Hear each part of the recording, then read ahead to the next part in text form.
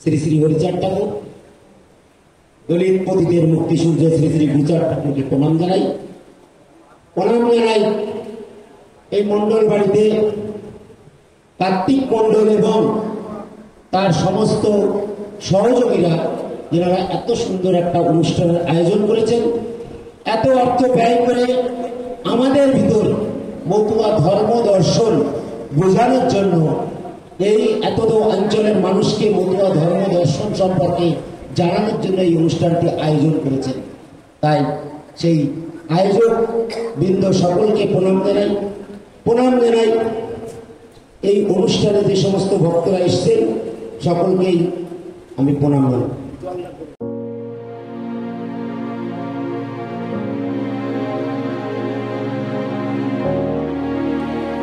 দেখুন, মতুয়া একটি স্বাধীন সার্বভৌম ধর্ম, মানবতার ধর্ম, যেটা নাজমা মানবতার পক্ষে কথা বলে, ও মানবতার বলল। কিন্তু মানবতার ধর্ম কেন? এই মতুয়া ধর্মে কোনো জাত ভেদাভেদ নেই।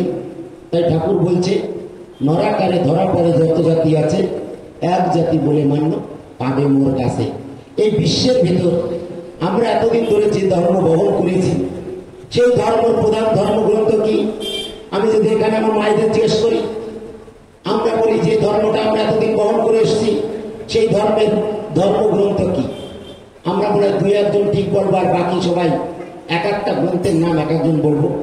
কেউ বলবো বেদ, কেউ বলবো ভাগবত, কেউ বলবো গীতা, কেউ বলবো রামায়ণ, কেউ বলবো মহাভারত, কেউ বলবো পুরাণ, কেউ বলবো মনুসংহিতা, কেউ বলবো স্মৃতি চিন্তামণি গ্রন্থ, কেউ বলবো হরিভক্তি বিলাস গ্রন্থ।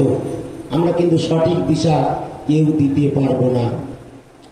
তাই তো এই সুদীর্ঘ হাজার হাজার বছর চলে আসা ধর্ম থেকে বিভিন্ন সময় একটা একটা করে ধর্ম আলাদা হয়ে গেছে। কি কি আলাদা হয়ে গেছে? 2500 বছর আগে আমাদের বুদ্ধ ধর্ম আলাদা হয়ে গেছে। তারপরে 1500-1550 বছর আগে শিখ ধর্ম আলাদা হয়ে গেছে। তারপর জৈন ধর্ম আলাদা হয়ে গেছে। তারপরে আরো আসে, পরবর্তীতে এসে দেখলাম আমাদের দেশে 4500 ধর্ম বিরাজ করে। সেই ধর্মগুলো বিভিন্ন সম্প্রদায়ের ভিতরে আলাদা আলাদা ধর্ম আলাদা হয়ে গেছে। তাই আমাদের যে ধর্মগ্রন্থ, সেই ধর্মগ্রন্থ বেদ, সেই বেদের যে চতুর্বর্ণ প্রথা, সেই প্রথাকে খণ্ডন করতে গিয়ে, সেই প্রথায় আমরা সবাই জানি, সেই বেদের ধর্মগ্রন্থে যে প্রথায় যে 4টে শ্রেণীর ভাগ আছে, সেই ভাগের চতুর্থ যে শ্রেণী, সেই শ্রেণী কিন্তু আমরা নই। আমরা অনেকেই ভাবি আমরা মনে হয় ওই শূদ্র, আমরা কিন্তু সেই শূদ্র নয়। আমাদের মতুয়া ধর্ম কেন আসলো সেই জায়গাতে শুরু করে আমি সংক্ষিপ্ত শেষ করে দেবো। তাহলে আমরা সেই শূদ্র নয়। সেই শূদ্র ছিলেন আমাদের এই দেশে যারা আমরা কায়স্থ বলি, সেই বিবেকানন্দ পর্যন্ত ছিল সেই বেদের শূদ্র। আর আমরা কি ছিলাম? আমরা অন্তত শ্রেণীর মানুষ ছিলাম 200 বছর আগে, যাদের ধর্ম ছিল না, যাদের শিক্ষা ছিল না, যাদের রাজনৈতিক অধিকার ছিল না, যাদের সম্পদ ছিল না, যাদের কিছুই ছিল না, শুধুমাত্র উচ্চ বর্ণের বাড়িতে খাবারের জন্য কর্ম করতে হতো। তাই তো 1812 সালে আমার ঠাকুর শ্রী শ্রী হরিচাঁদ ঠাকুর জন্মগ্রহণ করে এটা উপলব্ধি করলেন এবং তিনি একটা নতুন ধর্ম দিলেন। সেই ধর্মটার নাম মতুয়া ধর্ম। তিনি একা দিলেন না, তার সঙ্গে তার সুযোগ্য পুত্র গুরুচাঁদ ঠাকুর এবং বিভিন্ন গোসাই পাবন সঙ্গীদের নিয়ে আজকে কার্তিক মণ্ডলের এই অনুষ্ঠানটি আমরা জানি কার্তিকদার বাড়ির অনুষ্ঠান, কিন্তু কার্তিকদা কিন্তু একা করেন না, কারণ এখানে বহু লোককে উনি ইনভলভ করেন।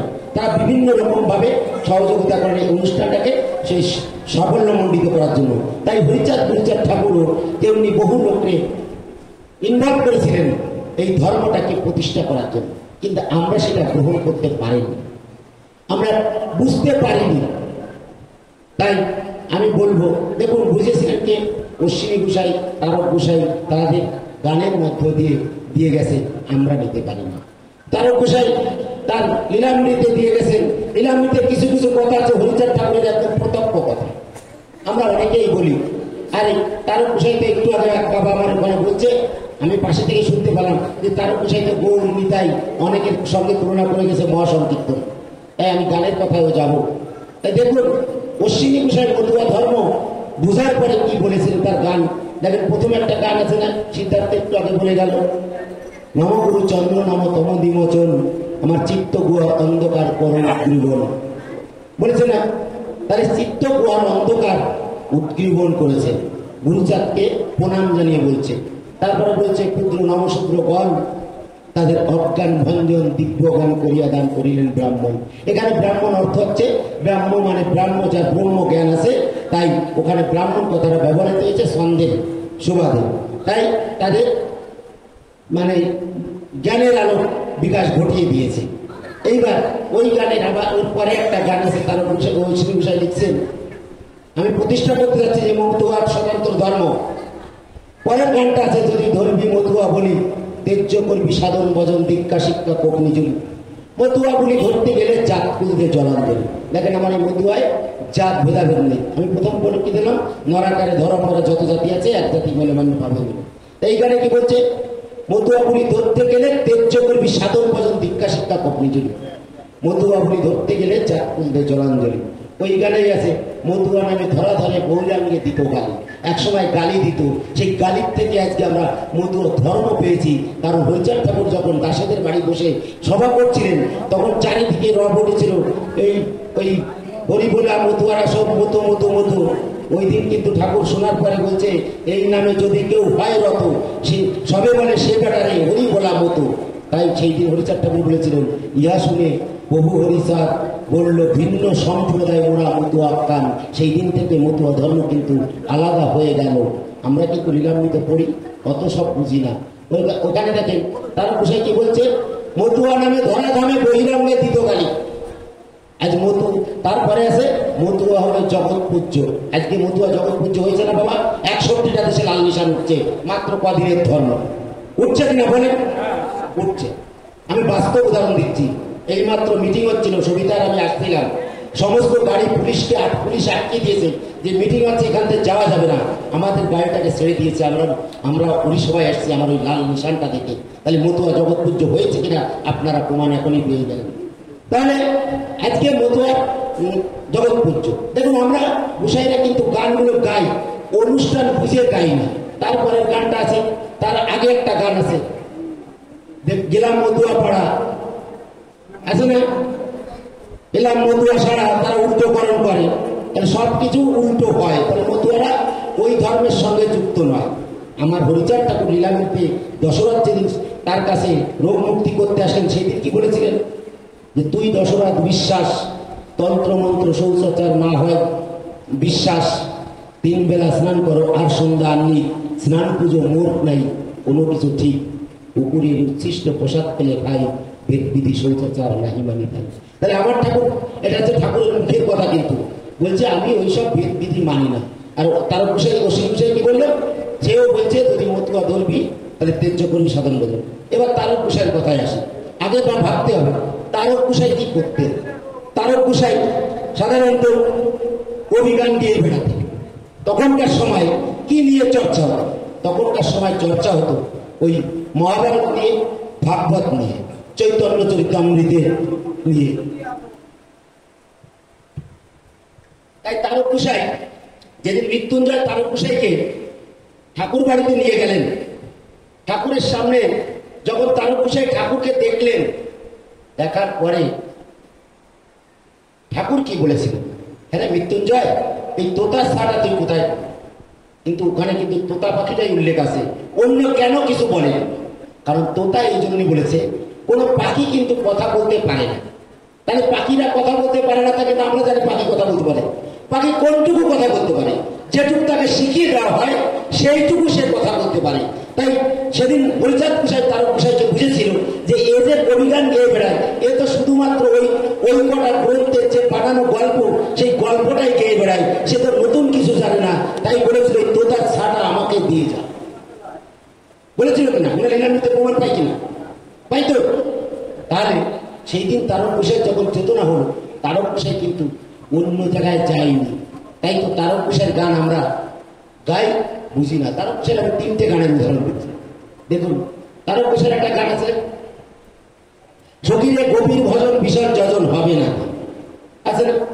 তাহলে গভীর ভজন, এত যাজন, ওইসব হবে না, হবে না। আমার দ্বারা থাকছে ওসব পুরাণ কথা, ওতে যা আছে সব ওই পুরাণের কথা, ওগুলো পাক। তাই তো ওই গানটা শেষে আছে, যেমন চাতক চাতকী নব জলের ঘন জলের বুকি দেখি, অন্য জল দেখে কিবা নোয়ায় মাথা। তাহলে আমরা যদি আমার মতুয়া ধর্মটাকে বুঝি, তাহলে আমরা অন্য জায়গায় মাথা ঢুকবো কেন? ওই চাতক পাখি মানে আমরা যারা এখানে আমার বাবার বয়সী লোক আছেন, তারা সকলেই জানি হটিটু পাখি মাঠে যখন ডাকে ওরা জল তৃষ্ণায় মরে যাবে, কিন্তু বৈশাখ জ্যৈষ্ঠ মাসে যখন বৃষ্টি হবে সেই জল ছাড়া অন্য জল খায় না। তাই তো তারক কুসাই ওই গানে এই কথা লিখে গেছে। ওই গানটার পরে আরেকটা, পরে আরেকটু লাস্টের দিকে গানে যান, আছে না? কাজকি আমার মন্ত্র ভিজে, আছে কাজকি আমার মন্ত্র ভিজে। ওর পরে একটা বলটা কি জানো? রবির কিরণে উত্তরিল ছবি, রবির ছবি উত্তরিল, রবির ছবি। তার মানে হরিচাঁদের রূপ ওই রবির চাঁদ, রবি মানে সূর্য, ওই সূর্যের মতো রবি ওই যে হরিচাঁদের রূপ। সেখানে উদাহরণ দিচ্ছে, বলছে অক্টোপাসে মহামায়া, সে মায়া গেছে পুত্র তেজে। আমি যদি হরিচাঁদ ঠাকুরের কাছে গেছি, সেদিন আমার ওই অক্টোপাসের মহামায়া, যে মহামায়াকে আমি এতদিন আমাকে ধরে রেখেছিল হাতকে, অক্টোপাস মানে যারা 8 হাতে ধরে সোনার কাজা নেই, সেই অক্টোপাসের মহামায়া এতদিন আমার ধরেছিল বলেই আমি ওই সব গ্রন্থ নিয়ে চর্চা করে বেরিয়েছি। সেই মায়া আমার গেছে পুত্র তেজে, আমাকে ত্যাগ করে চলে গেছে। ওই গানে আছে, যত ছিল যাগযজ্ঞ সে যজ্ঞ হলো অযোগ্য, যত ছিল বৈদিক ক্রিয়া সে ক্রিয়া হলো অক্রিয়া। আছে না বাবা? ওই গানে আছে না? আছে। তাহলে ওই গানে আছে ওই যাগযজ্ঞ বৈদিক ক্রিয়া আমার জীবন থেকে বাদ হয়ে গেল। ওর পরে একটা গান আছে, দেখবেন যদি ওই যে পাগল নয় পাগলের আকার, দর্বি পাগলের বুলি, আছে না একটা গান? ওই গানটার মাঝখানে এসে দেখবেন ওই তন্ত্র মন্ত্র সব আমি কিন্তু ফেলে দিলাম। তাই তন্ত্র মন্ত্র কিন্তু ফেলে দিয়েছে, কিন্তু আমরা সেইটাকে আমরা আঁকড়ে ধরি। দিন যত যাচ্ছে আমরা আঁকড়ে ধরছি। আমি শেষকালে এর একটা উদাহরণ দেবো। তাই এবার আমি গুরুচাঁদের কথাই যাচ্ছি। গুরুচাঁদ ঠাকুর আমাদের জন্য কি কি দিয়ে গেলেন, আমি যদি বলি গুরুচাঁদ চরিত্রের থেকে কয়েকটা কথা মাত্র বলবো। দেখুন, যেটা আমাদের এই বৃহৎ দেশের প্রধানমন্ত্রী কতবার পড়ার পরে ওই 6 লাইন মুখস্থ করেছিল। আপনারা আমার কাছে প্রশ্ন করবেন, আমি গুরুচাঁদ হরিচাঁদের লীলান্বিত গুরুচাঁদ চরিত্র দিয়ে প্রমাণ করে দেবো যে আমাদের জীবনে যা ঘটেছে সবই ওই মতুয়া দর্শনের জন্য ঘটেছে, সে কথাও আমি বলবো। তাই দেখেন ওখানে গুরুচাঁদ চরিত্রে বলছে, তপস্বী জাতির মধ্যে যা কিছু ঘটেছে হরিচাঁদ কল্পবৃক্ষে সকলেই ফলেছে, হরিচাঁদ কল্পবৃক্ষে ফলেছে যে সঞ্জীবনী ফল, সেই ফল বিলালেন পরম দয়াল, পরম দয়াল যিনি গুরুচাঁদ তার নাম। আর গুরুচাঁদ ঠাকুর এই যে হরিচাঁদের ধর্মটাকে যেভাবে বিলিয়ে দিয়েছে, সেই বিলানোর জন্যই আমরা আজকে এই সমাজে এসে, এই যে বাংলাদেশ থেকে বা পাকিস্তান থেকে আমরা এসে উদ্বাস্তু লোকেরা রেল লাইনের ধারে এখানে সেখানে মানুষ হওয়ার পরে তারপরে আমরা যে এত বড় বড় বিল্ডিং, বাড়ি, শিক্ষা সবকিছু অর্জন করেছি, এই কিন্তু আমার ওই গুরুচাঁদ ঠাকুর দিয়েছে। তাই কবে দিয়েছে? আমি যদি একটু দেখে যাই, আমরা বাবা মা মরে গেলে শ্রাদ্ধ করার সময় কই যে আরে 14 পুরুষ ধরে করে এসেছি। 100 বছরের কয় পুরুষ হয় বাবা? 100 বছরের 4 পুরুষ হয়। তাহলে আমরা এই সমস্ত অধিকার কবে কবে পেলাম? আমরা কিন্তু একটু ভাবতে হবে, আমাদের যারা 1, 2, 3, 4 থেকে BA পড়ি, এখনো পর্যন্ত কোন শূদ্রের বই ছাপা লেখা হয় না। আমরা পড়ি কাদের বই? ভট্টাচার্য মুখার্জি, দত্ত, সেনগুপ্ত, তারপরে 4 জন মুসলমান, কে কে? কাজী নজরুল ইসলাম, জসিমউদ্দিন, একে ফজলুল হক, এরকম নবী বেগম রোকেয়া, এদের বই খাতা পড়ি। তা কিন্তু আমাদের লেখা কোনো গ্রন্থ পাওয়া যায়? কোনো কবিতা পাওয়া যায়? যায় না। তখনকার দিনে ভাষা সপ্তমী বলে একটা সংস্থা ছিল, বঙ্কিমচন্দ্র তার সভাপতি ছিলেন। সেই সভাপতি ছাড়পত্র নিতে হতো, তারপরে তো লেখা হতো। তাই সেখানেও আমি লীলাবৃতের একটুখানি টাচ দিয়ে চলে যাবো ছাপা নিয়ে। তাহলে আমাদের তা লেখা হতো না, তাই তো আমরা এত পিছিয়েছি। তাহলে আমরা কবে পেয়েছি? 1873 সাল। চোয়ার বিদ্রোহ আমরা নাম শুনেছি, সাঁওতাল বিদ্রোহ আমার নাম শুনেছি, চন্ডাল বিদ্রোহ কিন্তু কোন জায়গায় ছাপা নেই। গুরুচাঁদ ঠাকুর 8 লক্ষ লোক নিয়ে 6 মাস ধরে সারা বাংলায় আন্দোলন করেছিলেন। সেই আন্দোলনের পরে আমরা কিন্তু এই চটি পড়া থেকে শুরু করে ছাতা মাথায় থেকে শুরু করে মাথা চালানোর অধিকার পেয়েছি। এইটা কিন্তু আমরা ইতিহাস ভুললে চলবে না, ইতিহাসের প্রেক্ষাপটে কথা বলতে হবে। তার আগে আমাদের কিছুই ছিল না, কোনো অধিকার ছিল না। 26 সালের আগে আমাদের কোনো সম্পত্তি ছিল না। একটা লোক এখানে দেখাতে পারবেন 26 সালের আগে আমাদের কোনো সম্পত্তি ছিল? আমরা কই না 26 সালের রেকর্ড? আর প্রথম 26 সালে আমাদের নামে জমি রেকর্ড হয়। তাহলে তার আগে আমাদের কিছু ছিল না, আমাদের ধর্ম ছিল না। তাই তো আমরা কি ধর্ম পালন করতাম? মা আমরা পালন করতাম বাটি পুজো, যারা ইসলাম পুজো কয়। আমরা পালন করতাম পৌষ সংক্রান্তি, আমরা পালন করতাম ভগবতী পুজো, আমরা পালন করতাম দেল পুজো, যেখানে আমাদের জন্য কেউ মন্ত্র পড়তে আসতো না, আমাদের মন্ত্র আমরাই পড়তাম। তাই তো বাবা? তাহলে আমাদের জন্য অন্য কোনো মন্ত্র ছিল না। তাহলে আজকে আমরা মন্ত্র উচ্চারণ করে পাচ্ছি, এই সেদিন। তাহলে আমরা আমাদের ধর্মটাকে বুঝতে পারিনি। কারণ হরিচাঁদ ঠাকুর বারবার বলছে, এই যে আজকে আমরা নারীদের মা বলি, এখন অনেক শাস্ত্র গ্রন্থেও মা হয়েছে, আগে নারী ছিল নরকের দ্বার। আমি যদি কিছু ওই পৌরাণিক গ্রন্থের উদাহরণ দিই আপনারা অবাক হয়ে যাবেন, কিন্তু যেহেতু সঞ্চালক বলেছে অন্য ধর্মের কথা বলা যাবে না, তাই আমি অন্য ধর্মের কথা বলছি না। কিন্তু সেই সব ধর্মগ্রন্থে শূদ্র, নারী আর কুকুর একসঙ্গে তুলনা করা হয়েছে। একটা গ্রন্থ আপনারা এখানে সবাই প্রায় পড়েছেন, সেই গ্রন্থে 32 নম্বর অধ্যায় আর 9 নম্বর অধ্যায় 32 নম্বর শ্লোকে আছে, দেখবেন এই 3টে লোক একই রকম। তাহলে আমাদের কিন্তু নারীদের কোনো স্থান ছিল না ধর্ম করার। কে এনে দিয়েছে? আমার হরিচাঁদ ঠাকুর, গুরুচাঁদ ঠাকুর। প্রথম নারীদের মা কে বলেছে? হরিচাঁদ ঠাকুর, গুরুচাঁদ ঠাকুর। প্রথম নারীদের শিক্ষা আমার বাংলায় কে করেছে? হরিচাঁদ ঠাকুর, গুরুচাঁদ ঠাকুর। মহারাষ্ট্রে কে করেছে? জ্যোতিরাও ফুলে, সাবিত্রীবাই ফুলে। তাহলে আমরা কেন আমার বাবাকে বাবা বলবো না, আমরা অন্য বাবাকে বাবা বলবো? তাই মাত্র 1873 সাল থেকে এখন পর্যন্ত 500 বছর হয়, মাত্র 150 বছর। 150 বছরে কয় পুরুষ হয়? 6 পুরুষ। কিন্তু আমরা বলে ফেলি 14 পুরুষ ধরে করে আসছি, তাই বলি না? আমরা বলি তাই, কিন্তু অ্যাকচুয়ালি যদি অঙ্ক করে বলা হয় মাত্র 6 পুরুষ 150 বছর। কারণ এই যে ঠাকুর পরিবারে যারা আছে ওরা কেউ কেউ বলে আমরা সপ্তম পুরুষ, আমরা ষষ্ঠ পুরুষ, তাই না? তাহলে মাত্র 6 পুরুষ হয় 150 বছর। তাহলে এই 150 বছরের ভেতর আমরা অনেক কিছু পেয়েছি, কিন্তু কার দ্বারা পেলাম সেইটা কিন্তু আমরা মনে রাখি না, আমরা গ্রন্থ পড়ি না।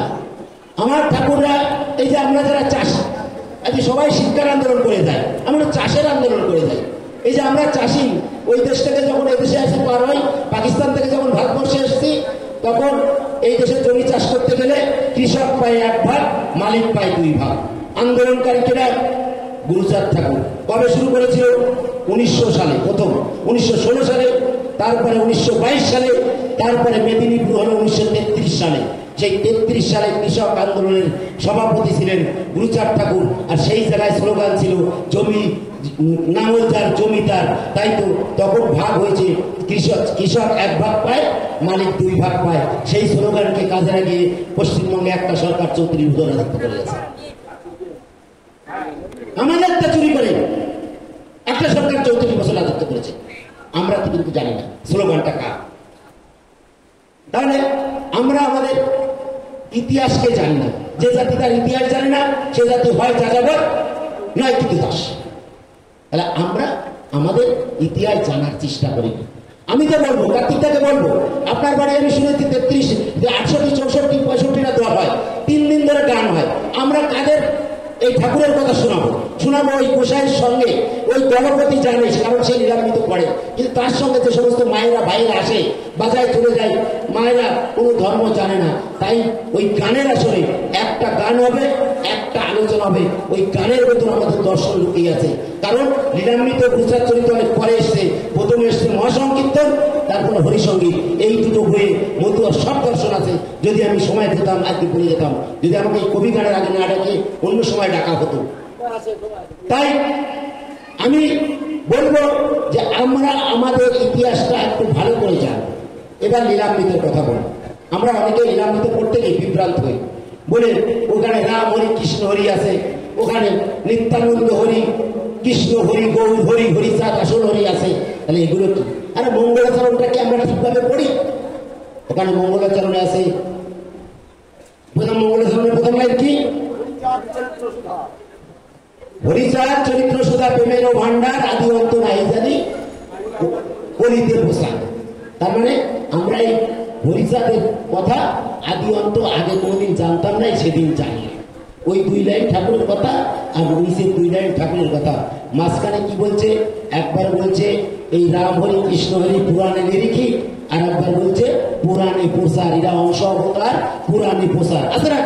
2 বার এই কথা আছে। তাহলে ওগুলো তার কোষের কথা না। তারপরে আবার যদি আমরা একটু ভিতরে যাই, জ্ঞানযোগ, রসপ্রকরণ, জঙ্গলের প্রভাব, এইগুলো পড়লে আমরা বিভ্রান্ত হই। কেন বিভ্রান্ত হই? এই জন্যই বিভ্রান্ত হই। তার একটা উদাহরণ আমি দিচ্ছি। দেখুন, যখন রাস্তার পাশে সরকার গাছ লাগায়, তখন একটা গাছের 4 আনা দাম থাকে, তারও কম 10 পয়সা 5 পয়সা একটা গাছের চারা থাকে। সেই গাছটাকে যখন ইটের বেড়া দিয়ে ঘিরে, কত দূর দিয়ে ঘিরে? অনেক দূর দিয়ে ঘুরে, ইট দিয়ে সিমেন্ট দিয়ে উপরে একটা ঢালাই যায়, যাতে যে কোনো বাচ্চা ইটটা খুলে না দিতে পারে, ছাগলে না খেতে পারে, গরুতে না খেতে পারে, ঝড়ে না ভাঙে। কিন্তু সেই গাছটা আস্তে আস্তে যখন ময়ূর পরিণত হয়, বড় গাছের পরিণত হয়, তখন কি সেই বেড়ার আর প্রয়োজন থাকে? বেড়ার নিশানা খুঁজে পাওয়া যায়? আপনারা যারা দেখেছেন, সেই বেড়া আর খুঁজে পাওয়া যায় না। তাই লীলামৃত যখন ছাড়তে যায়, 4 বার যায় শ্রীরামমুদি লেনে। এবং আগেও আপনারা একটু শুনে যান, সেই শ্রীরামমুদি লেনে যখন 4 বার যায়, সংশোধন হয় 4 বার। কে কে সংশোধন করে? হরিবর, গোপাল আর শশীভূষণ ঠাকুর। আমরা যে লীলামৃতটা পড়ি, তার নামকরণ কে করেছে? আমরা কই তারক গোসাই লীলামৃত। নামকরণ করেছিল শশীভূষণ ঠাকুর। কারণ তারক গোসাই যে লীলামৃত লিখেছিলেন, তাতে লেখা ছিল, যেহেতু মঙ্গলাচরণ আছে না, শ্রী হরিচাঁদ চরিত্র সুধা। কারণ ওই হরিচাঁদ চরিত্র সুধা দিলে চাপিনি। তাই তো হরি লীলামৃতটা হয়েছে। হরি লীলামৃত কোথাকার কথা? আমরা কেউ, আপনারা চৈতন্য ভাগবত পড়েছেন? দেখুন, চৈতন্য ভাগবত হরি লীলামৃত কথাটা আছে। শশীভূষণরা খুঁজে পেয়েছিল, তাই ওই নামটা দিয়েছিল বলেই ছাপা হয়েছিল। মানে হরিচাঁদ চরিত্র সুধা ছাপা হয়নি। তাহলে এই তথ্যগুলো আমাদের নিতে হবে, এই তথ্যগুলো জানতে হবে। তাহলে 4 বার যাওয়ার পরে সংস্কার হয়। তার জন্য ওইগুলো ওই যে আমি বললাম, মঙ্গলাচরণ, জঙ্গলের প্রভাব আর জ্ঞানযোগ, রসপ্রকরণ, এইগুলো ঢুকাতে হয়েছিলেন। আপনারা যদি ওখানে ঠাকুরের অরিজিনাল উপস্থিত বাণী শুনতে চান, আপনারা চলে যাবেন ভক্ত উপাখ্যানে। যেখানে যেখানে ভক্ত উপাখ্যানে আছে লীলামৃতে, সেই সব জায়গা পড়বেন, সেই জায়গায় দেখবেন ঠাকুরের মুখনিসৃত কথাগুলো ওখানে আছে। কিন্তু গুরুচাঁদ চরিত্রের সময় এটা হয়নি। তাই তো গুরুচাঁদ চরিত্রে পরিষ্কার ভাষায় লেখা আছে, আমরা কই মতুয়া ধর্ম না। আরে মতুয়া ধর্ম না, মতুয়া ধর্ম থেকে যা যা আছে তাই তাই না। কারণ হরিচাঁদ ঠাকুর মতুয়া ধর্ম না কেন? মতুয়া যে স্বাধীন ধর্মটার কারণ আমরা লীলামৃতে পড়ি না। না প্রদীপ শিব দুর্গা কৃষ্ণ প্রেমে বা হরির নাম না লইব বলি সে যে মরা নাম, হরিচাঁদ ঠাকুরের কথা। এটা কিন্তু ওই তারক ঘোষের কথা নয়। তাহলে ওই নামে আর দাঁত তার নেই, তাই বলি সে যে মরা নাম আছে। আর এক জায়গায় আছে না, শিব দুর্গা কৃষ্ণ গণপতি কাহারো ভজিতে নয় মোর স্বীকৃতি। হরিচাঁদ ঠাকুর নিজের কথা লীলামৃতে আছে, আমরা ফোটায় ফোটায় পড়ি না। নিরামিত অন্তত 5-7 জায়গায় আছে বৈদিকতার বিরুদ্ধে। তার ঘোষার অন্তত 7-8টা গান আমি দেখাই দেবো, ওগুলো ত্যাগ করেছি। অশ্বিনী ঘোষের গানও ত্যাগ করেছি। তাহলে আমরা অশ্বিনী ঘোষের তারক ঘোষের গান গাই আর বাড়ি গিয়ে সব অন্য অন্য জায়গায় আবার মাথা খুলি, সেটা কেন হবে? আজীবন ধরে আমার বাবা কাকারা করে আসছে, 200 বছর ধরে এই গানগুলো গেয়ে আসছে, গানগুলোর অর্থ বোঝেনি। আমরা একটা গান লাভ দিয়ে গাই সব অনুষ্ঠানে। সেই গানটা কি গান? আমি হয়েছি পাগল আর হব কি, পাগল হতে আর বাকি আছে। বিপ্লবের প্রতি কার গান? কোন জায়গার উদাহরণ? ভাবটা পড়ে দেখবেন, ওইখানে আছে মহাপ্রভু যেদিন প্রতিবাদ করার জন্য ইয়েতে যায়, ওই কাজীর দরবারে, সেই দিন বলছে না, নিমে নিতে শিবে গদা বাসর ঘরে করে গুণ। ওই 5 জনে মিলে একটা বাসর ঘর মানে গোপন ঘর, গোপন ঘরে মিটিং করে যে শোন, এই হরির নাম তো আর টেকবে না। ওই মহাপ্রভু কিন্তু একদম হরিচাঁদ ঠাকুরের মতো বিপ্লবী ছিলেন। আপনারা মহাপ্রভুর জীবনে একটু ভালো করে পড়ে দেখবেন, ওই চৈতন্য ভাগবত পড়লে হবে না, এখন যে বইগুলো বেরোচ্ছে। একদম হরিচাঁদ ঠাকুরের ছোটবেলা যেমন ছিলেন, মহাপ্রভুর ছোটবেলা তেমন ছিলেন, ওরকম বিপ্লবী ছিলেন, প্রতিবাদী ছিলেন, কুসংস্কারের বিরুদ্ধে গর্জে উঠেছিলেন। তাই ওখানে ওই যখন কাজীর বাড়ি যাচ্ছে, তখন ওই 4-5 জনে মিলে শুরু করেছে। যেতে যেতে কিছু দূর গেছে, যাওয়ার পরে তখন সাঁওতাল পরগনায় গেছে, যাওয়ার পরে বলছে মা একটু জল দেবা। তা মহাপ্রভুকে তখন সবাই চেনে, বলে তোমার জল দেবো, তুমি ব্রাহ্মণ মানুষ, আমাদের জল দেবা। বলছে মা বলে ডেকেছি, জল খেতে ক্ষতি নেই, যেটা আমাদের বুঝেই বলেছিল লীলামৃতে, যে তোমাকে যখন মা বলে ডেকেছি তখন জল খেতে ক্ষতি নেই। তা মা বলে ডাকলে তো সব পাওয়া যায়, তা ডেকেছে, তা জল দিছে। দিয়ে বলছে কোথায় যাচ্ছ? তা বলছে আমরা এই হরির নাম করার জন্য কাজীর দরবারে পিটিশন দিতে যাচ্ছি। প্রথম বিপ্লবী, ভক্তি আন্দোলনের প্রথম বিপ্লবী মহাপ্রভু, দ্বিতীয় বিপ্লবী আমার হরিচাঁদ ঠাকুর। তাহলে যখন যাচ্ছে বলছে আমাদের সঙ্গে নেবা, বলছে হ্যাঁ চলো। তখন দেখবেন তখন ওই সাঁওতালরা ওই মাদলে বাড়ি মারিছে, বাড়ি মানে দুনিয়া আর সাঁওতাল এক হচ্ছে। আচ্ছা, একবার পরে ওইখানে আছে না, প্রেম পাগল আর বাপ পাগল সবে বলে হরি বল, বাজায় খোল আর মাদল। খোল কাদের? আমাদের মহাপ্রভুদের তখন বলছিল, আমরা তো কালকে আসলো। আর মাদল কাদের? সাঁওতালদের। এই দুটো যখন বাজিছে, আর বাপ পাগল আর প্রেম পাগল কারা? তাহলে আমরা তো গোসাইরা লাভ দিয়ে কই বাপ পাগল হচ্ছে ওই যারা সঙ্গে আসলো। যেমন আমরা যখন ঠাকুরনগরে যাই, যাওয়ার সময় দলপতি দল নিয়ে যায়, দলের লোক ছাড়া, দলের লোক হয়তো 20 জন বা 30 জন থাকে, যায় কয়জন? 100-200। তাহলে 100-200 কিন্তু হরিবল বল।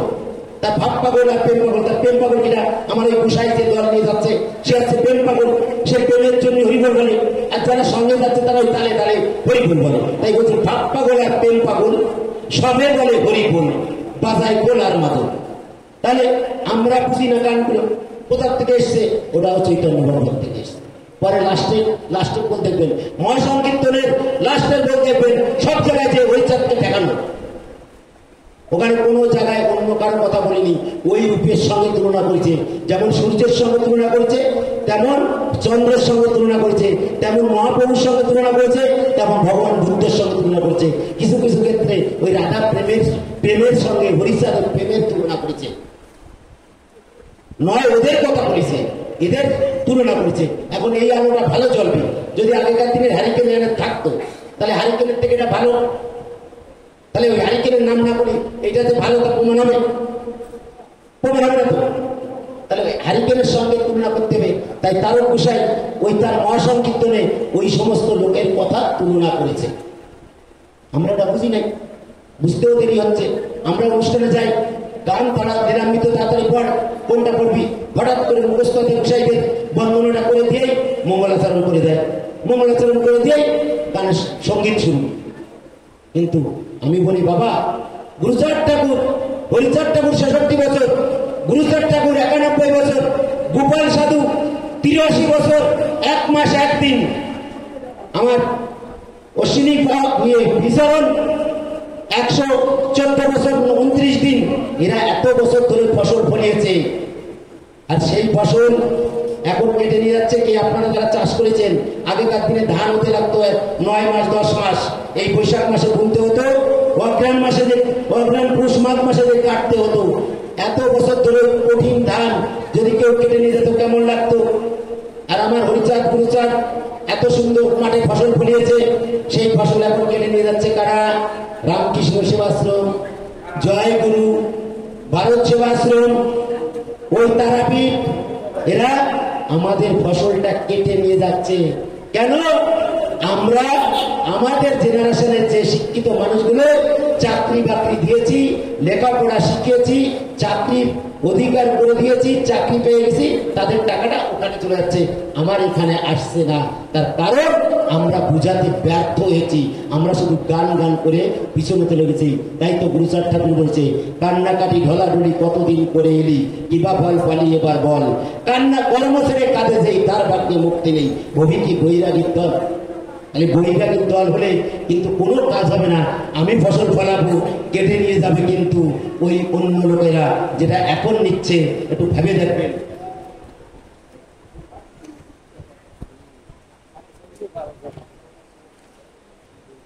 তাহলে আমার ফসল চলে যাচ্ছে অন্য জায়গায়, তাই আমি শেষ করে দেবো।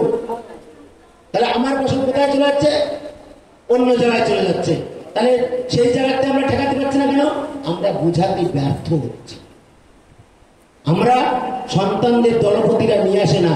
আপনি জানবেন, সবিতাদির কাছে শুনবেন, আমার একটা বাচ্চা আছে 3-4 বয়স, এখন 7 বছর বয়স, সে কিন্তু ওই মঞ্চে গিয়ে বক্তব্য রাখে। কারণ আমার পরিবারকে আমি শিখিয়েছি। তাই সেই জায়গাতে আমি যাওয়ার সময় একটা উদাহরণ দেবো, দেখবেন আমি মানুষ হয়েছি, আপনাদেরও হতে হবে মানুষ। মানে মতুয়া ধর্ম দর্শনকে আত্মস্থ করেছি। ধর্ম করলে কি হয়? ধর্ম করলে, ধর্ম অন্তরে ধারণ করলে এই কিতাব জ্বালা দূরে চলে যায়, সংসারিক জ্বালা দূরে চলে যায়। আমি আরেকটি কথা বলি, দেখেন আমরা যে সমস্ত গতানুগতিক ধর্মগুলো করে এসেছি, সেই ধর্মগুলো কি মুক্তির উপায়। দেখবেন আমার বাবা কাকারা এখনো পর্যন্ত ওই ভাগবত সবাই যে বসে থাকে। কেন? ওই ভাগবত একবার নাম করিলে যত পাপ করে, জীবের কি সাধ্য আছে তত পাপ করে। ওই চাটাম শুনে শুনে। আর আমার মতুয়া দর্শন কি বলছে? যে হরির নামে পাপ ক্ষয় কয় কোন বন্ধ। মতুয়া দর্শন বলছে হরির নামে কোনো পাপ ক্ষয় হয় না, কর্মই ধর্ম। এর করো হাতে কাম, মুখে নাম। ছোট্ট একটা কথা, আমি যদি এই হরি বলকে সংশোধন করি, আমি পুরনো গ্রন্থ যদি ফিরে যাই, সেখানে বলছে হরি নাম ওকে বলন। তাই তো ভক্তি ক্লাস গ্রন্থে বলছে হরি বলে একমাত্র মুক্তির উপায়। আর আমার লীলামৃত বলছে হরি বলে একমাত্র মুক্তির উপায়। তাহলে আমি অন্য অন্য জায়গায় যাবো কেন? তাহলে আমি অন্য অন্য জায়গায় যাবো কেন? তাহলে আমরা মুক্তির জন্য যাই। পুরো মানুষ শীতকালের দিন ওই অনুষ্ঠানগুলো হয়, শীতে ঠকঠাক করে কাঁপতে কাঁপতে চলে আসে ওই গল্পের জন্য, যে হরির নামে একবার নাম করিলে যত পাপ করে, জীবের কি সাধ্য আছে তত পাপ করে। ওই জন্যই আমরা যে বসে থাকি। কিন্তু আমার গুরুচাঁদ ঠাকুর মুক্তির উপায় দিয়ে গেছে। ওই অলৌকিক মুক্তি না, মরার পরে যে মুক্তি সেটা না। মুক্তি কার্তিক মণ্ডল পাইছে। কি মুক্তি? অর্থনৈতিক মুক্তি। কি মুক্তি? সামাজিক মর্যাদা, সামাজিক মুক্তি। কারণ আমার হরিগুরুচাঁদ চাইছিল লেখাপড়া শিখাও, চাষবাস করো, সব কাজ করো, করে সংসারটাকে মন্দির তৈরি করতে বলেছে। আমরা দাদা সবকা পড়ে ভুল করি। ঠাকুর বলেছে ঘরে ঘরে হরি মন্দির করো। আমরা ভুল করি, ঘরে ঘরে হরি মন্দির করতে, তখন খাওয়া ধরতো না। আমরা মন্দির করবো কোথায়? মন দীর, মন হচ্ছে জ্ঞান, বীর হচ্ছে ঘর। এই ঘরটাকে মন্দির করতে বলছে, সংসারটাকে মন্দির করতে বলেছে। তাই এখন দেখবেন আমাদের ঘরে, অনেকের ঘরে মন্দির আছে। হরি ঘরে ঘরে হরি মন্দির, যেন হরি ভক্ত হতে হবে, হরি মন্দির তৈরি করতে হবে, নিজের সংসারটাকে মন্দির করতে হবে। হরিগুরুচাঁদ মুক্তির পথ বলে গেছে কি কি? সামাজিক মুক্তি, যেটা বললাম না কার্তিকদার আছে। অর্থনৈতিক মুক্তি, একটা বাড়িতে যদি একটা লোক চাকরি পেয়ে যায়, কতজন মুক্তি পেয়ে যায়? পরপর বংশীদের মুক্তি, এবং যদি আরো বেশি পয়সা হয় তার গোষ্ঠীদেরও উদ্ধার করে দিয়ে যায়। তাহলে এই মুক্তির কথা বলেছে। আর সেই মুক্তি হচ্ছে এই সাংসারিক মুক্তি। আর একটা মুক্তি আমরা এখনো পাইনি। আর একটা মুক্তি গুরুচাঁদ ঠাকুর বলছে। আমার গোসাইরা বলে ও ঠাকুর বাড়ি সর্বনাশ হয়ে গেছে। কেন বলে? এ বাড়ি রাজনীতি ঢুকে গেছে। আরে আমার ঠাকুর মসনন্ত্র করতে বলেছে। গুরুচাঁদ ঠাকুর গণতন্ত্রের জনক। আমি গুরুচাঁদ চরিত্রের লাস্টের উদাহরণ দিয়ে যাবো, যে তখনকার সময় গুরুচাঁদ ঠাকুর বলে গেছে যে একদিন এই দেশ, এই সারা পৃথিবী ধর্মের এই মানে ভোটের মাধ্যমে চলবে। গুরুচাঁদ ঠাকুর প্রত্যক্ষ রাজনীতি করতে বলেছে। বলছে ধর্মের পালক রাজা জানিবে নিশ্চয়, রাজশক্তি বিনা কিছু বড় নাই হয়। জাতি ধর্ম যা কিছু তুমি এবারে চাও, রাজশক্তি পাশে থাকে, যা চাও পাও। তিনি তার গুরুচার চরিতে বলে গেছে এ জাতি একদিন রাজা হবে। তাই আমরা এখনো পর্যন্ত রাজনৈতিক শক্তিটা পাইনি, মুক্তি পাইনি। আর সব মুক্তি মোটামুটি পেয়ে গেছি। আমরা অর্থনৈতিক পাইছি, সামাজিক পাইছি, আমরা শিক্ষা পাইছি, সব পাইছি, শুধুমাত্র এখনো রাজনীতি পাইনি। এই রাজনীতি যেদিন পাবো সেই দিন আমার ধর্মকে তখন ওই ওই ওই যে বড় বড় 5টা ধর্ম আছে, ধর্মের দেশ, ওরা আমাদেরও ধর্মতুয়া ধর্মের দেশ হবে। কারণ রাজা না হলে তা হয় না। যে জাতির দল নেই সে জাতির বল নেই। আমরা একতা হতে পারছি, একতা হতে পারছি না। গুরুচার ঠাকুর রাজনীতি বলছে, বলছে দেশের মানদণ্ড চলে কিভাবে জানিতে পারিবে না চাকরি না পেলে। আমি যদি ওই বারাসাতের ইয়েতে ওই মিউনিসিপ্যালিটির চাকরি না করি, তাহলে আমার সমাজের লোকের জন্য কি কি বরাদ্দ আছে জানতে পারবো? তাহলে আমাকে ওই জায়গায় চাকরি করতে হবে ডিএম অফিসে। তাহলে ডিএম অফিসে চাকরি করলে আমি বুঝতে পারবো যে সমাজের কাজের জন্য কত টাকা বরাদ্দ আছে, কিভাবে সেই টাকাগুলো পায়, নিষ্পেষিতের জন্য কি আছে, বাগদিদের জন্য কি আছে, এসসিদের জন্য কি আছে, এসটিদের জন্য কি আছে। তাই আমার গুরুচার ঠাকুর চাকরি করতে বলেছে। তাহলে আমার গুরুচার ঠাকুর কৃষিকাজ করতে বলেছে, চাকরি করতে বলেছে, আন্দোলন করতে বলেছে, রাজনীতি করতে বলেছে। তাই গুরুচার চরিত্রে দেখবেন লাস্টে আমি বলি তো মতুয়া ধর্ম বাস্তব ধর্ম, বাস্তব দর্শন, তার একটা প্রমাণ দেখেন। গুরুচার চরিত্রের শেষের কথায় চলে যাবেন, দেখবেন ওখানে লেখা আছে। গুরুচার ঠাকুর বলছেন পঞ্চায়েত, ওই গুরুচার যেদিন মহানন্দা লিখেছে সেই দিন লেখা আছে 50 বছর পূর্বে গুরুচাঁদ কয়, মানে ওই যিনি লিখিতে তারও 50 বছর আগে কইছে, ভোট দিয়ে এই দেশে হইবে নির্ণয়, মানে সবকিছু ভোটাভুটির মাধ্যমে চলে। বলছে এই আমার বাবার যেখানে জন্ম পশ্চিমা দেশের সঙ্গে যোগাযোগ স্থাপন হবে। এখন দেখেন শিয়ালদাতে ট্রেনে উঠবেন, আর মাত্র এখন শিয়ালদাতে গোপালগঞ্জের পথে যাচ্ছে না, ট্রেনটা এখন এই দিকতে ঘুরে যায় দর্শনে দিয়ে। আর কদিন পর শিয়ালদাতে ট্রেনে উঠবেন, গোপালগঞ্জের পথে ভাঙা দিয়ে দাগাই যায় একদম ঠাকুর বাড়ির সামনে। তাহলে আমরা ওইটা গেল, বাসগুলো এখন সব এই সল্টলেক থেকে বাসে উঠবেন, বাসটা কোথাতে যায়? গোপালগঞ্জের উপর থেকে, মানে ওড়াখালি ওই উপর দিয়ে কালাঘাট পার হয়ে। তাহলে গুরুচাঁদ যেটা বলেছে সেটা খাটেনি, দেখেছে। আর একটা বাকি আছে, বলেছে এই জাতি একদিন রাজা হবে। ওর বংশের লোক কবে হবে সেটা বলেনি, কিন্তু এই জাতি একদিন রাজা হবে। আমি ধরেই যে কোনো উপায়ে এদের বংশে 3-4 জন মন্ত্রী হয়েছে না? শান্তনু কেন্দ্রীয় মন্ত্রী, পিয়ার ঠাকুর মন্ত্রী হয়েছিলেন, মন্দির কৃষ্ণ ঠাকুর মন্ত্রী হয়েছে। তাহলে এরা তো মন্ত্রী হয়েছে, ওখানে কিন্তু ওরা মন্ত্রী হবে বলেছে এই জাতি একদিন হবে, বেশি দিনের সময় নেই। গুরুচাঁদ ঠাকুর বাস্তব দর্শন, এটাকে আমাদের আগে জানতে হবে যে এরা কি কি বলে গেছে, এটা সঠিক হচ্ছে কিনা। আমরা একটু সুবিধাদি খুব সুন্দর বক্তব্য দেয়, সুবিধাদি খুব সুন্দর আজকে তো চিৎকার করে বলেছে, কারণ উনি খুব সুন্দর বক্তব্য দেয় মায়েদের মুক্তি কারা দিল। আজকে উনি যেভাবে বোঝাতে চায় আমরা সেই দর্শনটা সেইভাবে করি না। আমরা উনি যে ওই যে ভালো কথা বললো যে ওই হাঁসের পুজো, শকুনের পুজো, ছাগলের পুজো, এইসব পুজো করে কিন্তু এই গাড়ি বাড়ি হয় না, এইসব পুজো করে ওই IAS IPS হওয়া যায় না। এইসব করতে এসব মূলকে আমার হরিচাঁদ ঠাকুর, গুরুচাঁদ ঠাকুর শিক্ষার অধিকারটা এনেছিলেন, ব্রিটিশরা এসেছিলেন বলে, তা নাহলেও হতো না। আর ওই শ্রাদ্ধ একটু আমরা একটা শ্রাদ্ধ অনুষ্ঠানে গেছিলাম, ওই মতুয়া ধর্ম দর্শনে, ওই মতুয়া ধর্ম না টোটাল বৈদিক ধর্মে আমরা যদি কেউ দেখাতে পারেন শ্রাদ্ধ কথাটা কোথায় আছে, শ্রাদ্ধ কোথাও নেই। একটা পুরাণে আছে, বরাও পুরাণ, সেই পুরাণে মিমি তার ছেলে সব উল্টো কাজ করে। ওই একটা পুরাণে এক জায়গায় শ্রাদ্ধের কথা আছে, আপনার কোনো শাস্ত্র বলতে শ্রাদ্ধ নেই, কিন্তু আমরা শ্রাদ্ধ করি, আমরা মাথা নেড়া করি, আমরা ওইসব মন্ত্রতন্ত্র পড়ি, আমাদের কোথাও মন্ত্র নেই। একদম পরিষ্কার লেখা আছে শূদ্র আমন্ত্র, ব্রহ্মবিবর্ত পুরাণে লেখা আছে শূদ্র আমন্ত্র, নারী আমন্ত্র, নারী আর শূদ্রের কোনো জায়গায় স্থান নেই। তাহলে আমরা বাবা মা মরে গেলে কেন মন্ত্র পড়ে ওই শ্রাদ্ধ করবো, স্বর্গে পাঠাবো? স্বর্গের কোনো কথা নেই। একটু বললাম হরিগুরুচাঁদ মুক্তির কথা বলেছে, কোন মুক্তি? অর্থনৈতিক মুক্তি, স্বর্গের মুক্তি নয়। আমরা ওটাকে ভুল পথে প্রচারণ করি। কবিতাদি সময় পাইনি, তাকে আপনারা ডিস্টার্ব করতে বুঝায় বলতে পারবেন, কিন্তু খুব ভালো বলে এই বিষয়ে। তাহলে সেই মুক্তির কথা আমার ঠাকুর বারবার বলেছে, আমরা সেইখানে চাই না। তাহলে আমরা হরিচাঁদ গুরুচাঁদকেও মানি, সবাইকে মানি। এখন একটা লোক যদি সবাইকে মানে, আমাদের দেখুন খনার বছর আছে, এক হাতে 2-3টাই ধরা যায়, ধরা যায় 3টাই ছিলেন তো আপনারা, ওই চ্যাং মাছ এক হাতে 2 ধরা যায়, একটা চলে যায়। তাই আমরা যে মতুয়া হয়ে অন্য অন্য জায়গায় যে মাথা টুকে বেড়াই, এটা কিন্তু ঠিক না। আমাদের মতুয়া দর্শন আমাদের ভিতর আসে না।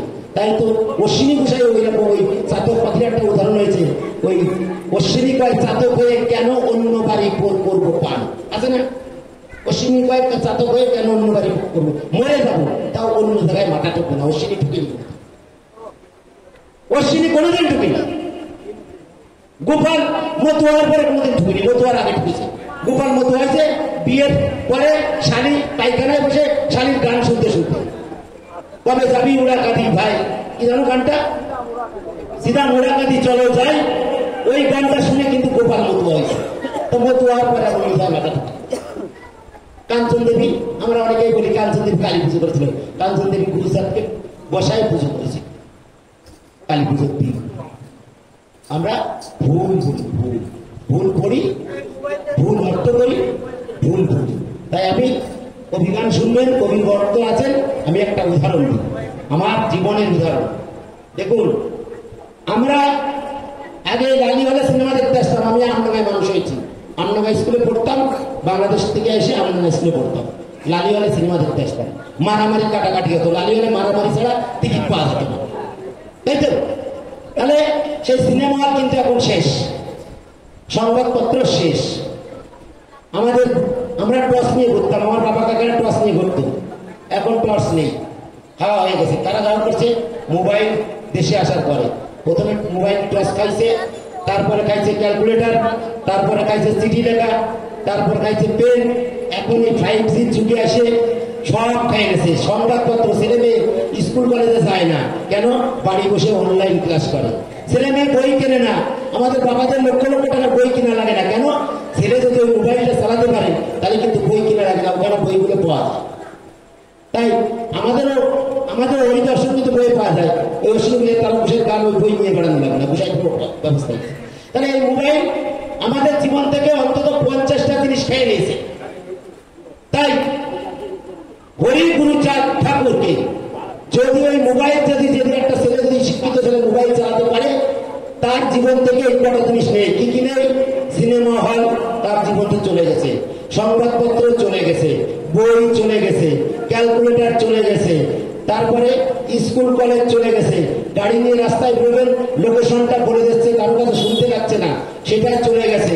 তাহলে কি খাইতে? মোবাইল খেয়ে নিয়েছে।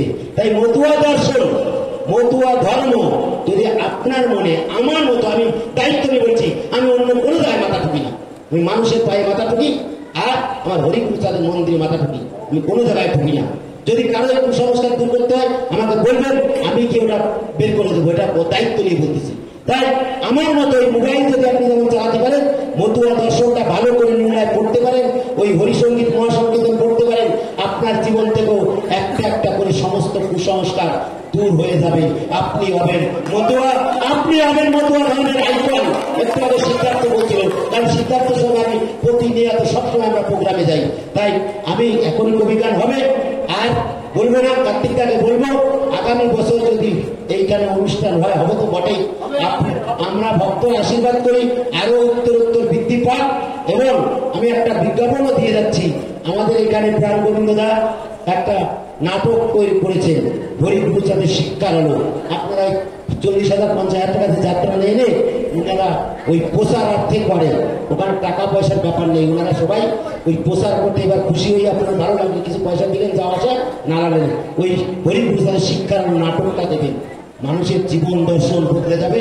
কবিয়ালরা এসে গেছে, তাই আপনাদের কাছে, ভক্তদের কাছে, কারণ হরিগুরুচাঁদের ঠাকুরের গুরুচাঁদের পরে আর যত শক্তি ছিল ভক্তদের। তাই একটা কথা দিয়ে শেষ করবো, দেখবেন অন্য ধর্মের দীক্ষা লাগে, মতুয়াদের দীক্ষা লাগে না, কারণ মতুয়াদের হরিগুরুচাঁদ যতদূর দৃষ্টি দিয়েছে, যে সমস্ত ভক্ত তৈরি করেছে, সেই শক্তি ভক্তের ভিতর ছিল। আর ভক্তরা যে সমস্ত শক্তি চলে গেছে, সেগুলো কিন্তু বেশি দিন এখনো ছড়ায়নি, কারণ বিচরণকে আমি দেখেছি, গোপাল সাধুকে অনেকেই দেখেছে, তাই এখনো ওই কৃপায় চলছে। তাই মতুয়াদের সমস্ত শক্তি, ভক্তদের শক্তি, ভক্তরা আশীর্বাদ করবেন কার্তিক মণ্ডল যেন এবং তার বংশধররা এই অনুষ্ঠানটা দীর্ঘদিন চালিয়ে যেতে পারেন। আমরা যেন এসে ভালো মন্দ খেতে পারি, ঠাকুরের আলোচনা শুনতে পারি, কবি গান শুনতে পারি, এই কথা বলে হরিচাঁদ গুরুচাঁদ তারকচাঁদ প্রেমানন্দ একবার হরিবোল হরিবোল ভক্তের মনোবাসনা পূর্ণার্থে একবার হরিবোল